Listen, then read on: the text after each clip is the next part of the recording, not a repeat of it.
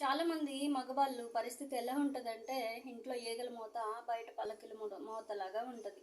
ఏంటంటే ఇంట్లో భార్య పిల్లల్ని పట్టించుకోరు, కానీ బయట ఎవరైనా అవసరమన్నా లేకపోతే ఏదైనా అన్నా గొప్పల కోసం వాళ్ళ అప్పులు చేసి మరి వాళ్ళ అవసరాలు తీర్చి మంచోడు అన్నాడు ఒక ట్యాగ్ వేయించుకుంటారు.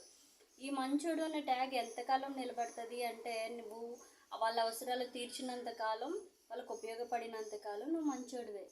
రేపొద్దుట నీకు ఏదైనా అవసరమైన అడుక్కు తిని పరిస్థితి వచ్చినా, ఒక మంచం పడి బెడ్ పేషెంట్ అయిపోయినా, నువ్వు ఎంతమందికైతే పెట్టి పొగిడించుకున్నావో వాళ్ళెవ్వరూ కూడా అయ్యో ఇంతలా సహాయపడ్డాడు అని మాట మాత్రమే అంటారు. కానీ మనం ఈరోజు ఇలా ఉన్నాడు కదా, మనకు ఆ రోజు సహాయం చేశాడు కదా, మనం కూడా ఎంతో కొంత చేయాలన్న ఆలోచన ఎవ్వరికీ రాదు.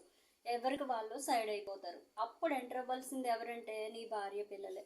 ముందు నీ భార్య పిల్లల్ని నిర్లక్ష్యం చేయకుండా వాళ్ళని కంటికి రెప్పలాగా నువ్వు కాపాడుకుంటే, రేపొద్దుట నువ్వు పెట్టలేని స్థితిలో ఉన్నా కూడా నిన్ను ఆదుకునేది వాళ్ళే. ఎదుటి వాళ్ళు, ఊరు వాళ్ళు గొప్పల కోసం నువ్వు ఈ రోజు నిలబడ్డావు కదా, వాళ్ళు ఎవ్వరూ నీకు ఆ రోజు రారు. అర్థమవుతుందా? నీ ముందు నీ భార్య పిల్లల్ని నువ్వు చూసుకో, వాళ్ళకి ఏ లోటు లేకుండా చూసుకొని ఆ తర్వాత ఊరిని ఉద్ధరించు. ఓకేనా?